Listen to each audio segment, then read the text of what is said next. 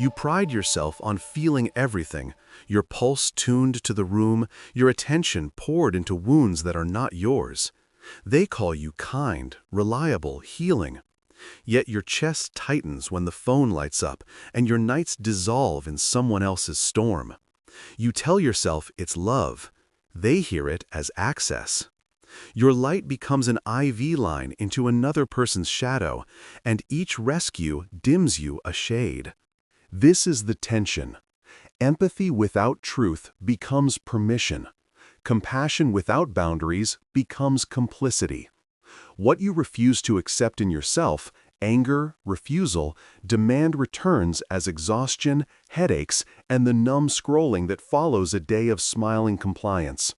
You suspect it, they are not changing, you are vanishing. Ask yourself, who is always in crisis when you begin to choose yourself? What do you call help when you are actually afraid to be disapproved of? Where does your yes come from, free will or fear? Which apology do you offer to avoid saying, "This doesn't work for me"? When did you decide that anger makes you unlovable? Jung's warning is simple and severe. If you do not integrate the parts you condemn others, others will occupy them for you. They will spend your time, your money, your attention, your nervous system.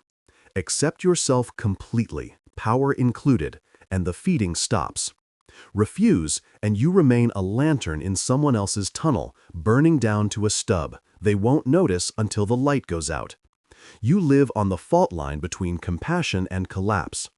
In public, you are praised for sensitivity, first to arrive when there is pain, last to leave after the storm. In private, your body keeps the ledger tight. Jaw, shallow breath, the fatigue that no sleep resolves. You call it being there for people. They call it having you. The difference is not intention, it is boundary. Empathy is a virtue until it becomes a mask that hides what you won't admit you fear. That saying no will cost you love. The context is moral, not merely psychological. When you rescue without discernment, you subsidize another person's avoidance of truth. You do their emotional labor and misname it kindness. You buffer consequences and call it loyalty. Underneath a quieter story runs, you trade yourself for belonging. Where did you learn that goodness means disappearance? Who taught you that anger contaminates love? When did you start apologizing for needs as if they were debts? Jung's lens exposes why this pattern holds. The traits you condemn, assertiveness, refusal, self-advocacy, did not evaporate, they sank into the shadow. From there, they act without your consent. You agree while resenting you. Help while leaking contempt. You tolerate while fantasizing escape. The psyche seeks wholeness, not approval. If you won't own your will, you will orbit those who gladly own it for you. They sense the gap in you and step into it. Your yes becomes the bridge their avoidance walks across. This isn't a license to hardness, it is a summons to alignment. You are not asked to care less, you are commanded to care cleanly. Love without truth is sentimentality. Truth without love is cruelty. The task is to put spine in your compassion and sight in your generosity. You must examine the story that equates boundaries with betrayal and anger with sin. Is your help actually a strategy to manage fear? Are you protecting them from consequences or protecting yourself from rejection? What would break if you allowed silence instead of immediate soothing? Your exhaustion is diagnostic. It signals a chronic discrepancy between what you give and what you choose. The body registers deceit before the mind admits it, the dread before the urgent message, the relief when plans are canceled, the small nausea after promising what you cannot afford. These are not random symptoms, they are ethical signals. They say your agreements are not aligned with your integrity. This series will move with sober clarity. First, you will see how the persona, the caring one, became your mask, and how it forbids the very traits that would protect you. Then you will study the mechanisms, childhood bargains that tether love to compliance, complexes that trigger rescuing, projections that sanctify takers while making you doubt your own judgment. After that, you will train practices that convert empathy into moral action, language that holds a line, respiration that grounds anger, rules that structure help, audits that expose who benefits and who grows. The aim is not balance as a feeling, it is justice as a habit. You will be tempted to soften this with exceptions to say, but sometimes. Resist that reflex. When you live unclaimed, your light becomes public property. When you accept yourself completely, will included, you become accountable to purpose rather than to other people's appetites. Ask before you say yes. Is this requested or assumed? Is there reciprocity or only appetite? Does this choice honor my vocation or does it mortgage it?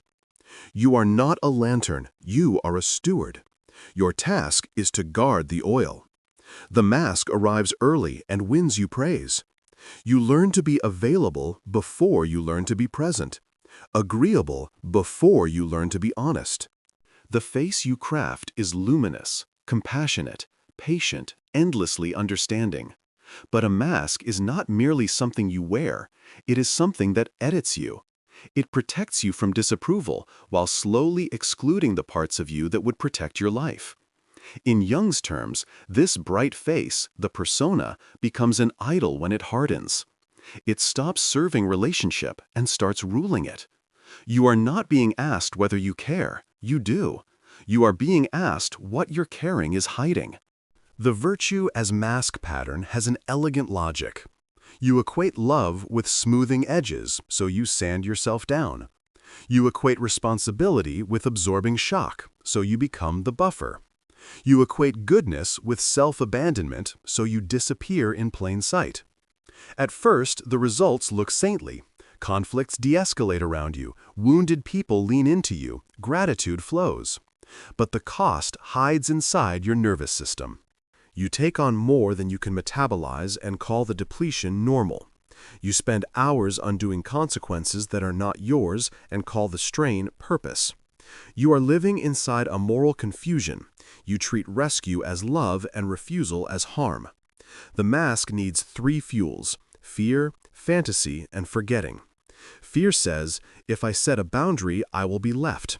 Fantasy says, if I keep giving, they will wake up and become who they could be.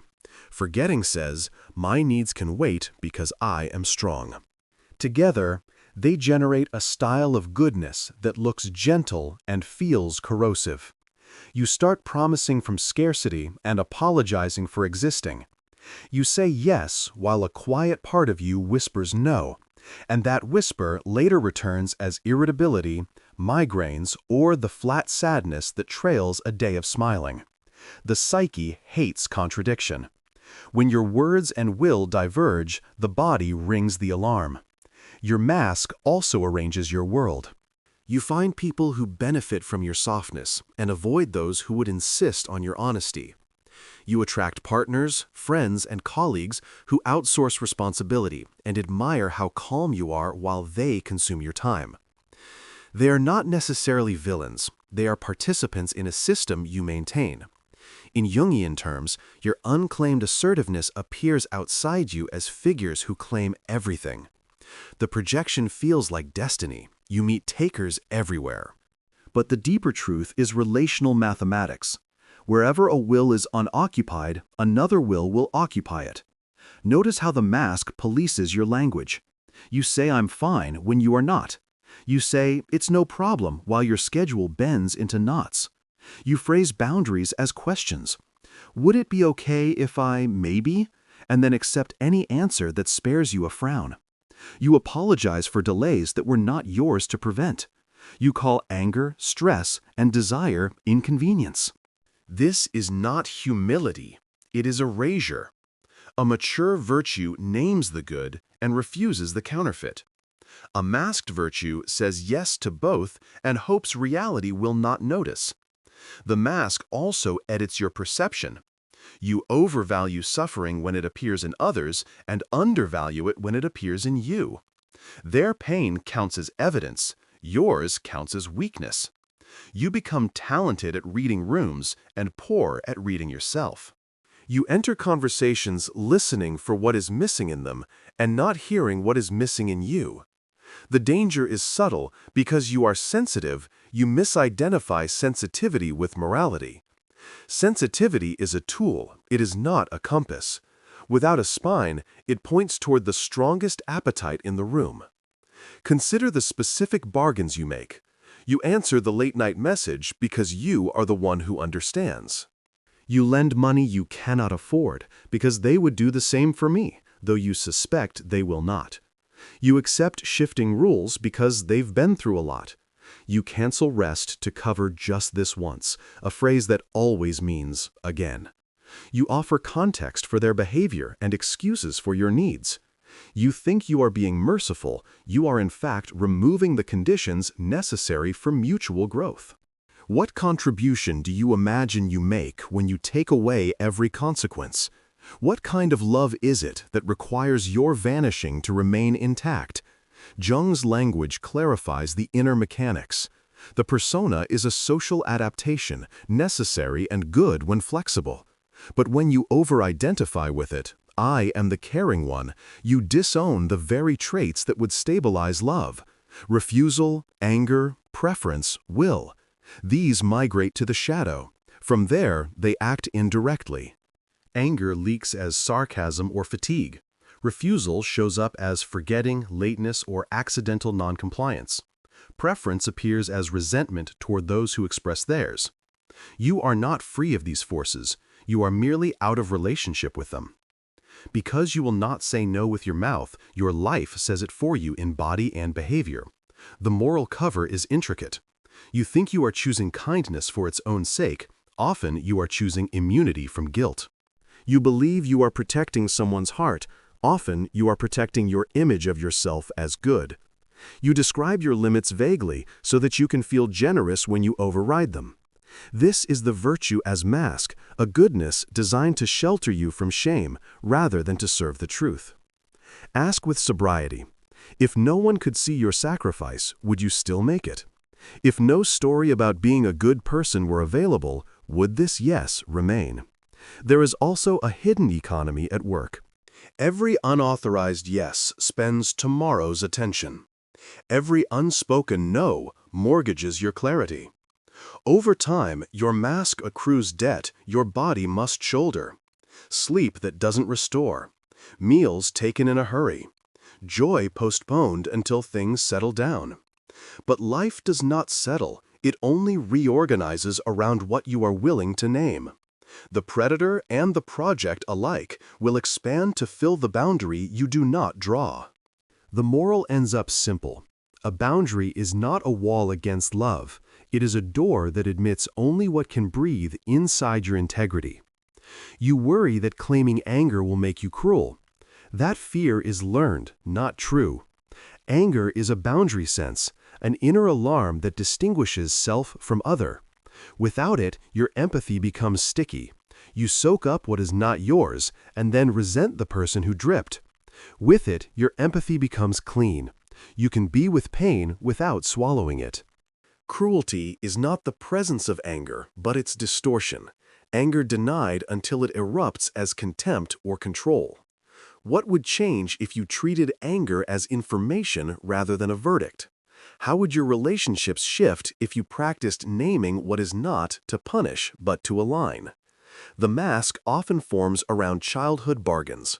Perhaps love arrived when you were quiet, helpful, undemanding. Perhaps anger drew distance or ridicule. Perhaps needs were framed as burdens and boundaries as betrayal. Children adapt with brilliance. They become whatever secures closeness. Adults must audit those bargains. Are you still paying dues to a contract no one remembers writing? Who benefits when I'm easy remains your primary offering? Who suffers when your will stays offstage? The cost is not only personal, it is vocational. Every hour spent padding someone else's fall is an hour not spent doing what you are here to build. Every unit of attention diverted to managing another's emotions is a unit not invested in your craft, your study, your call. Empathy is a finite resource. You steward it by allocating it toward what can grow, not toward what refuses growth. Ask plainly, is this pattern fertilized by my involvement or merely fed by it? Would a clean no serve the truth better than a tired yes? There is a hallmark of masked virtue, dread before contact and relief after cancellation. Take these as ethical data. Your body knows when the mask requires another performance. It tightens at the thought of the next ask, rehearses apologies in advance, calculates the least disruptive way to decline, and then agrees anyway. You think the dread is a personal flaw. It is a compass pointing toward misalignment. It says you are about to violate yourself in the name of goodness. Believe it. To remove the mask, you do not swing to hardness. You return to proportion. You let care be care and no longer let it impersonate sacrifice. You tell the truth earlier, I can do 30 minutes, not 90. I won't lend money, but I can help you plan. I'm not available this week. You let silence do its work. You let others feel what they feel without rushing to anesthetize it. You discover that some relationships shrink when deprived of your compliance, and some deepen when fed your honesty. Both outcomes are mercies. The temptation will persist to earn love through exhaustion, to prove worth by being unbreakable. Do not romanticize your depletion. The world will not thank you for burning out in its name. Love is not measured by the amount of yourself you can lose without protest. It is evidenced by the clarity with which you give what is truly yours to give. Before the next yes, sit with 3 questions. Is this mine to do? Am I choosing from freedom or fear? Does this action honor both compassion and truth? If you cannot answer yes to all 3, wait. The dark side of empathy is not that you care, it is that you let caring impersonate identity. The mask turns a living person into a role.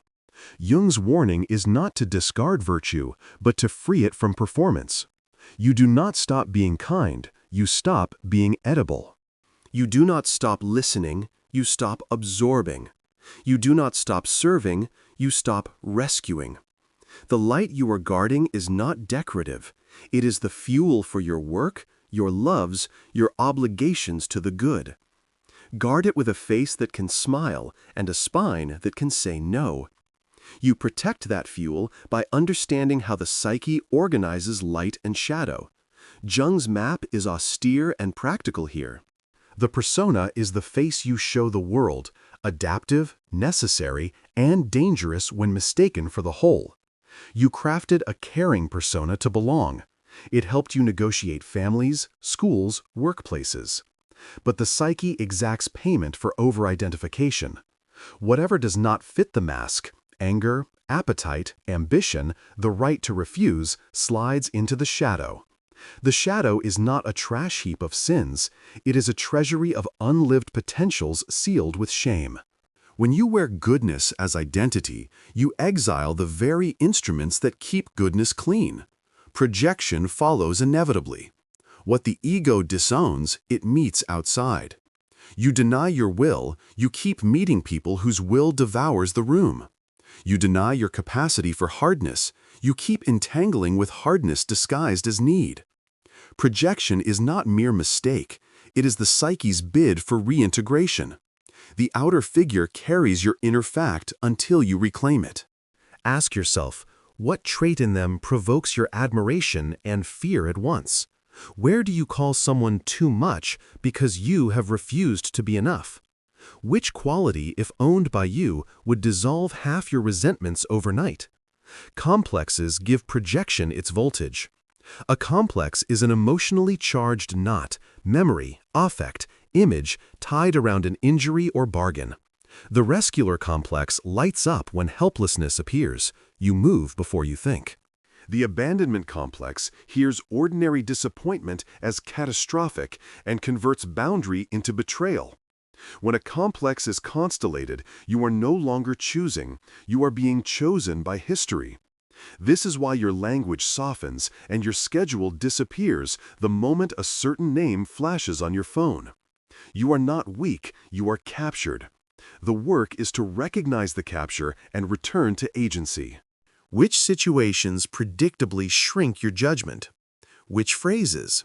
You're the only one who understands. I thought you cared. Pull you under the fastest. Individuation is Jung's name for the moral arc of a life becoming a whole person rather than a pleasing fragment. It is not self-expression for its own sake. It is fidelity to the self, the organizing center of the psyche that aims you toward meaning. Individuation requires the union of opposites, tenderness and force, receptivity and refusal, listening and judgment. Empathy becomes a strength only when yoked to courage. Without courage, empathy curdles into sentimentality. Without empathy, courage ossifies into cruelty. Individuation does not ask you to split the difference. It asks you to carry both fully and act from their marriage. Here, the transcendent function matters. When two demands collide, your call to help and your duty to protect your life, the ego wants to collapse into one. The transcendent function holds the tension without premature resolution, inviting a third way. You do not either abandon a friend or abandon yourself. You state conditions under which help is help. You do not either suppress anger or explode. You give anger a voice that is exact and proportionate. This capacity is trained, not gifted. It begins with refusing the easy relief of appeasement. Enantiodromia names the backlash of extremes. Go far enough in one direction and you flip into its opposite. Years of compulsory niceness produce a sudden bewildering cruelty, or a hard withdrawal you call boundaries but practice as punishment. Jung's warning is to integrate in time so you do not compensate in crisis. If you legitimize anger early, you need not weaponize it later. If you practice small refusals now, you avoid catastrophic exits later. Ask, where have you already begun to swing stony silence, replacing sacrifice, because you delayed honest limits too long? Jung's teleology of symptoms is also essential. The psyche aims toward wholeness. Symptoms signal the aim. Your exhaustion is not only depletion, it is instruction. It says the distribution of your energy violates design. Your dread before certain requests is not pettiness, it is prophecy. It forecasts the self-betrayal to come. Even your resentment carries guidance. It indicates places where you give while despising the giving, a diagnostic red line demanding either a clean no or a clean yes with new terms. What would shift if you treated these signals as ethical data rather than personal defects? Inflation and participation mystique explain why the empathy-exploiter bond can feel sick when it is sick. Inflation is the ego swollen by identification with an ideal. Here, the healer, the selfless one. Participation mystique is the dissolving of boundaries into another's field. You feel their moods as weather and your worth as forecast. Together, they produce a counterfeit unity. You mistake fusion for love and depletion for devotion.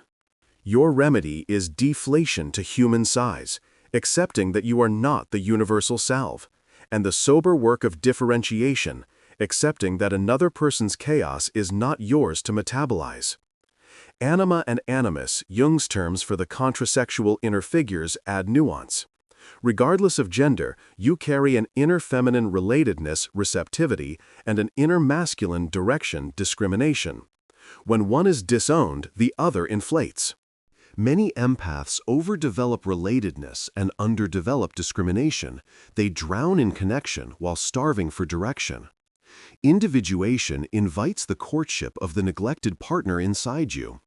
You practice masculine functions, boundary structure, decision, so your feminine can flow without being siphoned. You practice feminine functions, listening, attunement, so your masculine does not harden into judgment. Which of these inner partners do you secretly despise? Which, if strengthened, would protect your empathy from becoming edible? Conscience versus superego clarifies the moral register. The superego is the internalized critic, noisy, punitive image-obsessed. Conscience is quieter, an orientation to the good that includes you. Many empaths serve the superego under the name of love. They obey guilt rather than goodness, reputation rather than reality. Conscience, by contrast, permits boundaries because it counts your life in the calculus of care. Ask, does this yes come from fear of disapproval or fidelity to the good? If no one could applaud your sacrifice, would it still be right? The self, in Jung's vocabulary, is not your preferences writ large. It is the pattern of meaning that claims you. Its signals are subtle, a sense of rightness after a difficult refusal, a rise of energy when a boundary holds, a clean sorrow when you must disappoint to tell the truth. The self aims your empathy toward what can grow, not toward what only consumes. When you align with it, you feel more alive after giving, not less. When you stray, you feel smaller, foggier, angrier at yourself than at anyone else. Finally, libido, for Jung, means psychic energy. You have a budget. Every boundary protects the budget. Every breach overspends it. You cannot finance vocation and appeasement with the same currency. Attention is not merely mental, it is moral. Where you place it, you bless or you blur. The theoretical point returns to practice. You do not become less empathetic by limiting access. You become trustworthy. Your no restores the conditions under which your yes heals. These foundations are not abstractions, they are instruments. Persona and shadow tell you what you have hidden and where to retrieve it. Projection and complexes show you why certain faces pull you out of yourself and how to return. Individuation and the transcendent function teach you to carry opposites until a third way appears. Enantiodromia warns you against delay. Teleology invites you to treat fatigue and resentment as messages. Anima animus and conscience rebalance your inner court so that love gains a spine. The self anchors your choices in meaning. Libido accounting grounds you in reality. So you begin with sober questions. What must you reclaim from your shadow to stop outsourcing it to takers? Which complex scripts your help before you have chosen to help? Where have you confused the superego's demand with conscience's call? What signal from the self have you ignored because it would cost you applause? The answers will not flatter you. They will free you. Theory rightly held becomes a lamp that lights your own face, no mask required. Now you trace the wiring behind the glow and the drain. Mechanism is where myth becomes measurable. How your history selects your present. How your body encodes your bargains. How certain people find you as surely as iron finds a magnet. You are not cursed, you are patterned. You can audit the pattern, name each gear, and interrupt its motion. Begin where the bond was priced, childhood. You learned early which parts of you kept you close. If calm earned smiles and anger earned distance, you learned to be easy. If competence drew praise and vulnerability drew irritation, you learned to be capable. These are not random habits, they are loyalty oaths to the past. A child cannot risk exile, so you edited yourself to remain. Adult life keeps honoring the edits, even when the original audience is gone. You do not ask, "What do I want?" You ask, "What keeps me safe?" and you call the answer kindness. Affect binding cements the edit. Core emotions, anger, grief, desire, got fused with shame. The signal that should orient you now incriminates you. Anger arrives and you feel bad, not boundary. Grief arises and you feel weak, not worthy of comfort. Desire stirs and you feel dangerous, not alive. To avoid shame's heat, you numb or you overfunction. You volunteer before you feel the yes. Apologize before anyone objects. Explain before anyone asks. The cost is blunt. You lose access to guidance that would prevent the very emergencies you spend your days resolving. Complexes add electricity to the circuit. An abandonment complex makes ordinary displeasure register as catastrophe. You sprint to fix what is not yours to fix. A rescuer complex lights up at the sight of distress. You move before you evaluate because movement temporarily quiets dread. A guilt complex confuses conscience with appeasement. You offer penance for being finite. Each complex carries images and phrases: the look from a parent when you said no, the praise when you endured, the story that good people don't disappoint.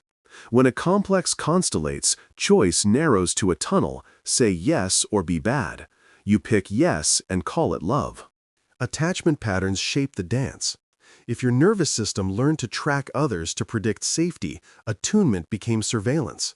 You became expert at micro-shifts, tone, posture, typing speed, because early those were weather alerts. As an adult, that expertise feeds depletion. Your attention lives outside your skin, constantly scanning, constantly adjusting. Secure attachment feels like negligence to you. Chaos feels like home. Ask with sobriety. Are you soothed by steadiness or bored by it? Does the quiet of a reciprocal relationship feel suspicious because it lacks fires to put out? Intermittent reinforcement locks the trap. The person who drains you does not always drain you.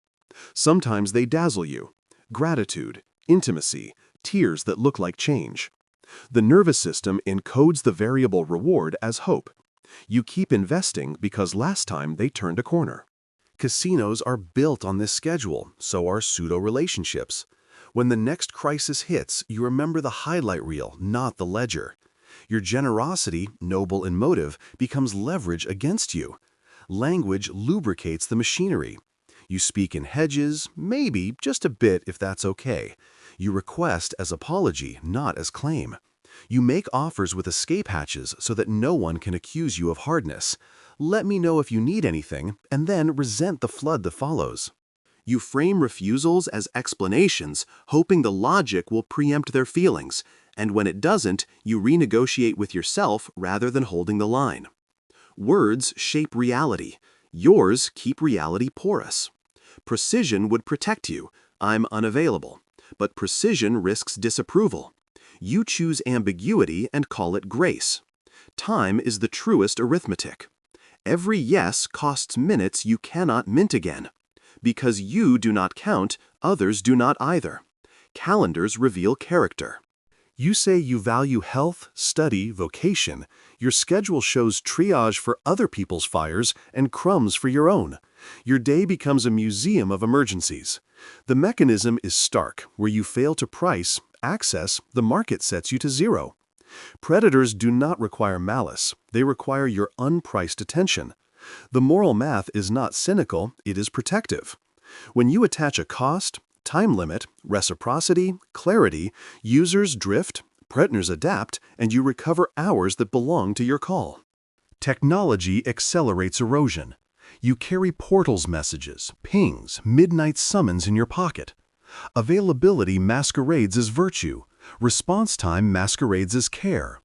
Your nervous system never lands, so your discernment never loads.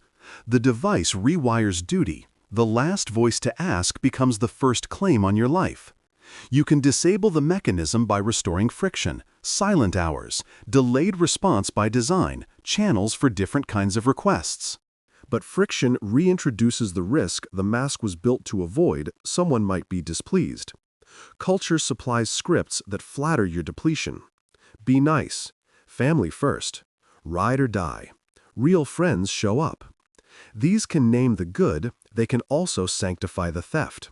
Niceness without truth is cowardice. Family without reciprocity is feudalism. Loyalty without limits is idolatry. Presence without discernment is enabling. When slogans outrank judgment, you outsource morality to the loudest tradition in the room. Ask, who benefits from my unexamined virtue?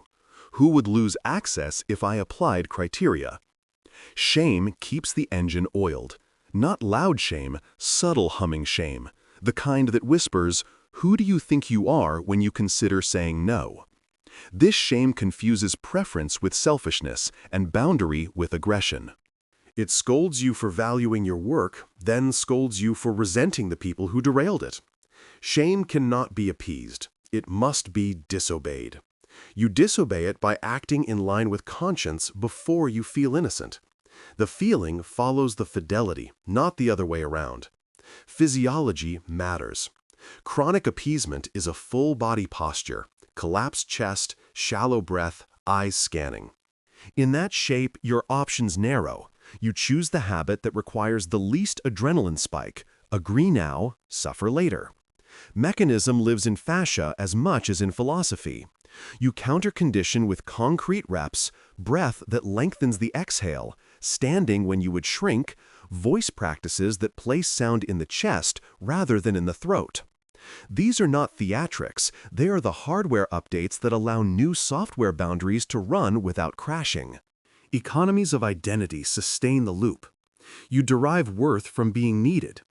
They fall apart without me is a flattering prison. If you stopped rescuing, who would you be? If you said, that's not mine, what story of yourself would you lose? Identity mortgages are the hardest to refinance because they pay in admiration. But admiration is a poor substitute for respect, and it never covers the bill for your life. You must risk becoming ordinary in order to become free. Predatory fit completes the puzzle.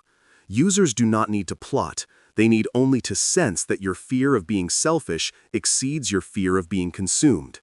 They escalate urgency, flatter your specialness, weaponize your language against you. I thought you cared. They convert your empathy into infrastructure for their avoidance. Rides to the same consequences, sponsorship for the same crisis, infinite airtime for the same story. This is not love, it is logistics.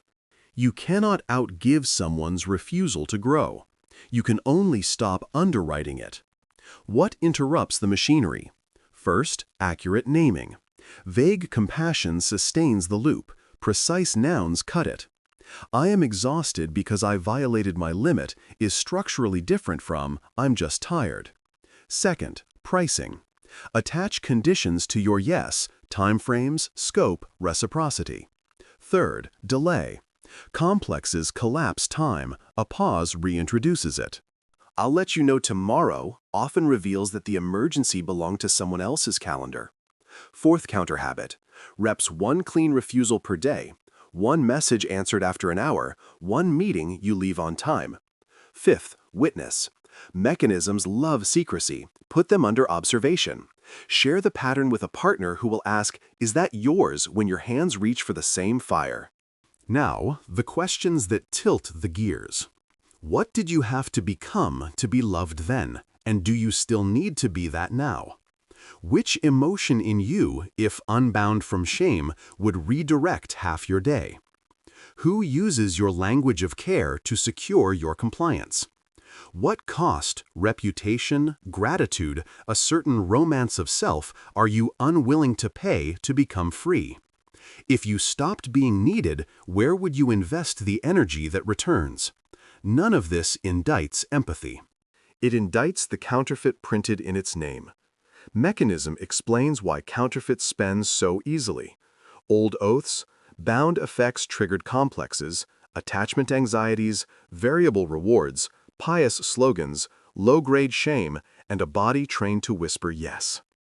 The remedy is not a personality transplant. It is a sequence of small refusals, honest prices, and steady recalibrations that return you to stewardship. You are not required to be less human. You are required to be more aligned. When the roots are exposed, the tree can be pruned without killing it. You keep tenderness, you cut the taproot of appeasement. You keep generosity, you remove the pipeline that bypasses consent. You keep presence, you end sponsorship for avoidance. The oil you guard is not a luxury, it is your obligation to the good. Every mechanism you interrupt returns fuel to the work that justifies your life. Guard it with a face that can smile and a spine that can say no, and with a mind that can now see exactly how the theft was happening and exactly how it stops. Boundary script, language that holds, you stop being edible by speaking in sentences that end. Write 3 lines you can say under pressure and memorize them until they sound like your native tongue. I'm not available for that. That doesn't work for me. I can do X, not Y. Practice them aloud daily, standing, breathing low and steady, eyes level. Set a timer for 2 minutes and repeat each sentence without adding apology or explanation. Then, pressure test. Have a trusted partner push with common manipulations. "But you always help. I thought you cared. It's just this once." Your only reply is to restate the boundary once, then offer an alternative if you genuinely have one. Then end the loop. We'll need to leave it there. Journal each field use. What was asked? What did you say? What happened next? Measure progress not by how well they take it, but by how cleanly you speak it. Ask yourself, when you remove all justifications, does your voice shake? What would change if you allowed it to shake and still told the truth? Trigger. Map projection and complex audit. Your body knows where you lose judgment. Map it. Make a list of the 3 people who most reliably drain you. For each, write 4 columns. A. What I admire, e.g., decisiveness, bluntness, freedom from guilt. B. What I fear, e.g., abandonment, conflict, rejection. C. How I compensate, overfunctioning, over-explaining, late-night availability. D. Trait to reclaim, assertiveness, selectivity, refusal. Underline any phrases that show up across all 3 names. That's a complex. Next, identify the phrases that hook you. "You're the only one," "You're so good at this," "I don't have anyone else." Pre-decide your responses and rehearse them until automatic. Pair the map with a delay rule. When a known trigger pings you, you do not answer for 1 hour or until the next morning. Use that time to breathe, review your columns, and choose rather than react. Each week, update the map with 1 small experiment. Withdraw 1 unit of overfunctioning and observe outcomes without rescuing your discomfort. Each week, update the map with 1 small experiment. Withdraw 1 unit of overfunctioning and observe outcomes without rescuing your discomfort. Ask, is their crisis truly time-sensitive, or does it feel urgent only because your complex, collapsed time anger? Hygiene somatic boundary training. Anger is the boundary sense. You strengthen it like a muscle. Build a 5-minute daily protocol. Posture. Stand with feet hip-width, knees soft, sternum lifted. This opens the front line and signals the body that it can face, not flee. Breath. Inhale through the nose for 4 counts, exhale through pursed lips for 6 to 8 counts. Longer exhales recruit calm without suppressing heat. On the exhale, speak a simple phrase in a steady tone from the chest. No. Stop. That won't work. Feel resonance in the sternum rather than the throat. Label. Identify a specific boundary aloud. I am angry because my time was assumed. I will not agree to last-minute requests this week. Discharge. Ethical. 10 slow, deliberate wall presses or push-ups emphasizing controlled exertion, then stillness. Log the day's first anger signal, jaw clench, stomach drop, heat in the face, what preceded it, and whether you honored it with a boundary or numbed it with compliance. Your aim is not theatrical rage, it is clean information.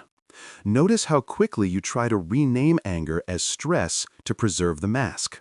When you treat anger as data, what choice becomes obvious that wasn't visible before? Help contract structure that preserves dignity.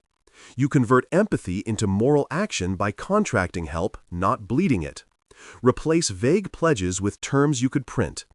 Request must be explicit, no mind reading, no implied obligations. Scope must be defined, what exactly? Time limit must be set, when it starts and ends. Reciprocity, if relevant, must be named what returns or what future boundary this support implies. Consequences for broken terms must be stated. Help ends if conditions aren't met. Template, I can help with X for Y hours between A and B. I won't be available after B. If X isn't completed or conditions change, we'll reassess next week. Deliver it once in writing and hold it. Track for 14 days how many requests met the contract, how often you slipped into open-ended aid, what you felt when you enforced the end time. Expect some relationships to protest clarity. Protest is not a reason to return to vagueness. You are training both parties in realism. Ask, if this contract feels cold, is that because your previous warmth was purchased with self-erasure? Power Reclaim 90-day boundary and vocation sprint. You need a durable project that converts reclaimed energy into direction, or the void will pull you back into rescue. Choose one arena, money, time, or attention, and define a measurable boundary plus a vocational focus that benefits from the freed fuel. Phase 1 Audit, Weeks 1 to 2. Money List, recurring drains, loans, subscriptions, unpaid favors. Mark any agreement made under obligation or fear. Choose one to end or restructure this month. Time, color your calendar for 7 days green, chosen, yellow, ambivalent, red, obligated. Aim to reduce red by 25% in 2 weeks. Attention, track screen minutes and message checks. Establish 2 tech Sabbaths per day, 1 hour in the morning, 1 in the evening, for undistracted work or rest. Name the vocational focus course, certification, portfolio piece, client outreach manuscript pages, and define weekly deliverables. Phase 2, Boundary Deployment, Weeks 3 through 6. Script and send 3 boundary communications. Financial scheduling communication. Cadence. Use the boundary script, no explanations beyond 1 sentence. Install friction. Do not disturb windows. Email batching, twice daily, 1 day per week with no meetings or favors. Weekly reflection. What backlash appeared? What old identity grieved the loss of being the one who saves the day? Note urges to compensate, over-gifting, over-apologizing, and do not indulge them. Phase 3, Consolidation. Weeks 7 to 10. Raise the price. Any new request must meet the help contract. Legacy arrangements are renegotiated or sunset. Invest. Reclaimed units. Convert exact hours saved into the vocational goal. If you saved 5 hours, schedule 5 named tasks. Replace rescuer dopamine with builder dopamine. Proof of progress, share 1 artifact publicly, draft section, case study, landing page, recital pitch. Visibility replaces the secret pride of martyrdom with accountable production. Phase IV, Review and Ruthless Mercy, Weeks 11-12. Ledger count, wins, hours, dollars, deliverables. Name losses, relationships that shrank. Bless both categories. Decision, keep, modify, or end each boundary. Clarity is a kindness. Ambiguity is a slow cruelty. Ritual, mark the shift letter you never send. A walk, a small purchase with money you no longer leak. The body remembers ceremonies that signify new law. Throughout the 90 days, hold 3 weekly questions. Is this mine to do? Am I choosing from freedom or fear? Does this choice honor both compassion and truth? If you cannot answer yes to all 3, decline or defer. Implementation notes. How to keep the practices alive. 1. Yes rule. You get 1 unplanned yes per week. Treat it like cash. Spend it where conscience, not guilt, leads. 24-hour buffer. No same-day favors except medical or safety emergencies. All confirmed tomorrow restores time to choose. Mirror check. Before replying, read your draft aloud. If it contains more than 1 apology or any version of just, rewrite to a single declarative sentence. Witness. Appoint a trusted partner to ask you once a week, where did you keep a promise to yourself and where did you buy approval with your life? Report in writing. Body. First, when a request arrives, sit back, place both feet on the floor, and exhale twice before typing. Let physiology widen your options. Expect turbulence. When you stop sponsoring avoidance systems, wobble. Some people accuse you of changing. They are right. Some call your boundaries punishment. They are wrong. Your calm is not a verdict. It is a new policy. Hold it long enough and the accusations quiet or depart. Not everyone you love will come with you. The ones who can love you whole will. Ask yourself now, which single sentence will you memorize by nightfall? Which name belongs at the top of your trigger map? What hour tomorrow will you devote to anger hygiene? Which request this week will receive your first help contract? What visible deliverable will prove that the power you reclaimed did not evaporate but took form? The practices are not accessories. They are scaffolds. Build with them until saying no feels like an act of care and saying yes feels like a clean gift. This is the moral center. Your empathy is not a public utility. It is a covenant with the good you are tasked to serve. When you keep that covenant, people around you recalibrate or they leave. Either outcome is a blessing.